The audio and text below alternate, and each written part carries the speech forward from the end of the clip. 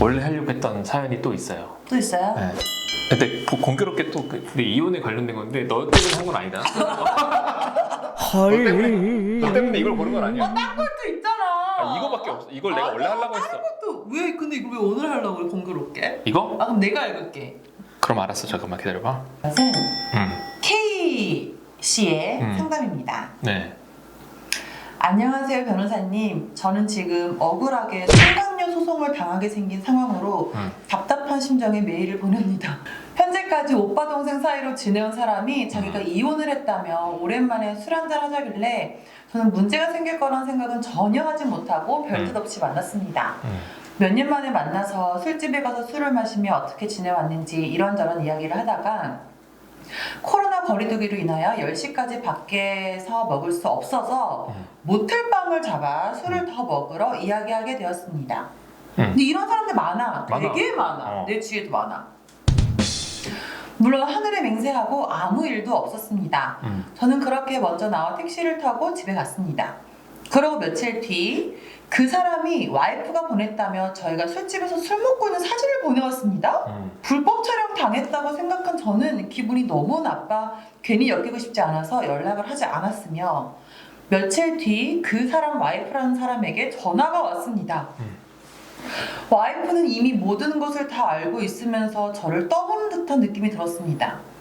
그렇지만 저도 저 나름대로 떳떳하고 거짓말할 이유도 없다고 생각이 들어 솔직하게 그날 있었던 일들과 모텔 간 것까지 다 이야기하였습니다. 알고 보니 저한테 이혼 조정기간에 만나자고 하는 것이며 와이프는 이번 일에 저로 걸고 넘어져 그 사람에게 이혼 소송한 상태입니다. 일부러 한 거네. 일부러 막 연락한 거네 와이프가. 이혼 조정기간에 이혼 소송을 또 할 수가 있어. 그러니까 이건 이혼 청구를 하기 전에 이제 협의 이혼을 하고 이제 숙려 기간 주잖아 4주. 그 기간인 거. 소송을 해버린 거야. 그치. 와이프는 사실상 모텔 간 것만으로도 저에게 위자료 청구를 할 수 있지만 자기를 믿고 도와주면 저에게는 피해 안 가게 하겠다고 약속하여 저는 그 와이프분을 믿고 협조하였습니다. 그리고 와이프가 절대적으로 그 사람과 연락하지 말라며 연락하게 되면 그땐 저도 상간녀가 된다며 협박했습니다. 그리하여 저는 끝까지 먼저 연락하지 않았습니다. 그리고 며칠 뒤 그 남자에게 저한테 물어볼 게 있다며 연락이 왔으나 더 이상 억울하게 둘 싸움에 엮이고 싶지 않다. 괴롭히지 말고 연락하지 마라. 딱 잘라 단호하게 이야기한 상황입니다. 솔직히 이 둘 부부 사이에 제가 이런 식으로 엮여있다는 자체가 너무 짜증나고 괴롭습니다. 주기적으로 만나온 것도 바람을 피운 것도 아니며 단지 오랜만에 만나서 술 한잔 하며 얘기했을 뿐인데 술 한잔 한 것만으로 저를 상간녀 취급한다는 것 자체에도 너무 불쾌하고 억울합니다. 충분히 와이프한테 협조할 만큼 다 하였는데 혹여나 와이프가 상간녀 소송을 걸게 되면 저는 위자료를 청구해야 하나요? 저는 지금 이 일에 시달려 공황장애까지 온 상태입니다. 제발 도와주세요 변호사님. 마음이 되게 약하신 분 같아요. 원래 같으면 좀 더 알아보면 조금이라도 알아봤으면 그 지금 와이프분이 말씀하시는 거에 대해서 좀 더 강경하게 나갈 수 있었는데 불륜의 현장을 이 증거로 채택이 되려면 그 물다고 들어가서 찍어야 한다며. 그런 사람 되게 탐정 고용한 사람 많아. 이거 솔직히 말이 안 되는 거라고 난 개인적인 생각을 갖고 있긴 한데 여튼 뭐 이게 법이라고 하니 근데 지금 이 사람한테는 그런 것도 없는 상황인 거잖아. 일단 이혼 사유가 이렇게 몇 가지가 있을 거 아니야. 법에 결정된 그래요? 있는데 뭐 그 중에 하나가 이제 배우자의 부정행위가 있잖아. 근데 부정행위라는 게 이제 쉽게 말하면 바람 피는 건데 바람 피는 게 사람들이 생각하면 그냥 그러니까 배우자 말고 다른 사람과 그러니까 잠을 자면 그게 이제 바람이다. 가볍게 생각하면 그럴 거 아니야. 근데 이제 그게 아니고 아무런 육체적인 관계는 없어. 손도 안 잡았어 예를 들어서. 근데 정신적으로만 사랑했어. 그래서 막 뭐 좋아한다 이런 대화, 좋아하는 그런 감정의 기류가 있는 상태에서 연락을 막 자주 하고 자주 보고 막 이랬어. 그것도 이제 이 이혼 사유의 부정행위에 해당되는 거야. 그러니까 판례들이 이제 기본적으로 쌓여 있는 게 있을 거 아니야. 근데 누가 봐도 이거는 그냥 일반적인 그냥 사이가 아니라 좀 연인 관계였다라고 판단이 되면 그건 이제 배우자의 부정행위로 판단이 되는 거야. 근데 이 사건은 난 이상한 게 이 남자는 어떤 다른 생각 했을 수도 있을 것 같아. 솔직히. 왜냐면 술을 먹고 굳이 이혼 그런 숙려 기간에 모텔을 또 잡아서 가는 것 자체가 좀 이런 사람들이 일단 너무 많다는 이야기를 나도 들어가지고. 그렇지. 그래서 사실 만약에 요즘 같은 시국이 아닌데 이런 사연을 접했으면 약간 굳이 모텔에 간다고? 라는 생각을 할 텐데 근데 이제 시국이 시국이니까 정황상 그럴 수도 있겠다라는 생각이 드는데. 그럼 오히려 더 이 사람한테 유리한 거야. 이분한테는. 왜냐면 이분은 일단 상간녀 소송이라는 게 자기 배우자가 어떤 외부의 제3자랑 부정행위를 통해서 이 상간자가 우리 혼인을 파탄냈어. 그 책임을 너한테 물게. 그러면서 상간녀 손해배상 청구를 하는 거란 말이야. 근데 그럼 지금 이 와이프가 이분한테 그걸 하겠다는 거잖아. 하겠다고 지금 협박 비슷하게 하고 있잖아. 내가 볼 때는 오히려 더 이분 입장에서는 그 소송을 이쪽에서 들어오면 오히려 반소라는 게 있어. 그 소송 내에서 반대로 청구하는 거. 내가 오히려 너한테 청구해야 돼 이런 식으로.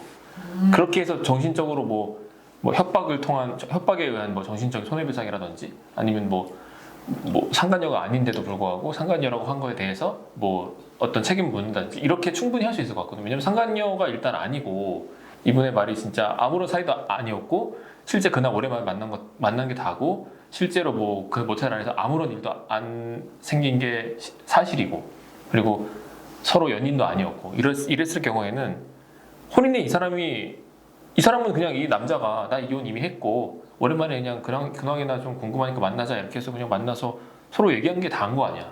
지금 뭐 겁낼 필요는 없는 상황이긴 하잖아. 근데 그럼 여기서 취해야 할 이제 태도가 두 가지가 생기잖아. 그 와이프라는 사람이 나에게 공격해 올 거를 대비해서 변호사든 뭐든 이렇게 법률적인 상담을 할 수 있는 사람을 미리 만나가지고 준비를 해야 하는 건지 아니면 왜 저래? 무시, 내 생활 집중 이게 맞는 건지. 근데 이제 사건마다 다를 수 있는데 만약에 좀 긴가민가한 사건이야. 내가 질 수도 있고 이길 수도 있고 약간 내가 준비할 수 있는 게 법적으로 그러니까 나는 확실하게 아니라고 주장은 하지만 그걸 입증할 수 있는 증거가 거의 없어. 그래서 오히려 상대방이 뭐 이렇게 세게 공격을 들어왔을 때 내가 긴가민가해. 그러면은 무조건 만나서 준비하는 게 맞아. 근데 이 사건의 경우에는 내가 볼 때는 이미 서로 왔다 갔다 한 연락도 다 있을 거 아니야. 그 남자랑 이 K 사연자랑 분이랑 그리고 실제로 그 남자분의 배우자하고 사연자랑 또 대화한 것도 다 있을 거고. 그래서 일단 이혼의 원인을 이 사람이 제공하지 않았다는 거에 대해서 증거가 이미 다 있을 것 같아. 불안하실 거야. 그치. 소송이 들어오면 소송 날짜가 얼마나 잡히고 무서워. 이제 나오라고 하고 이러니까.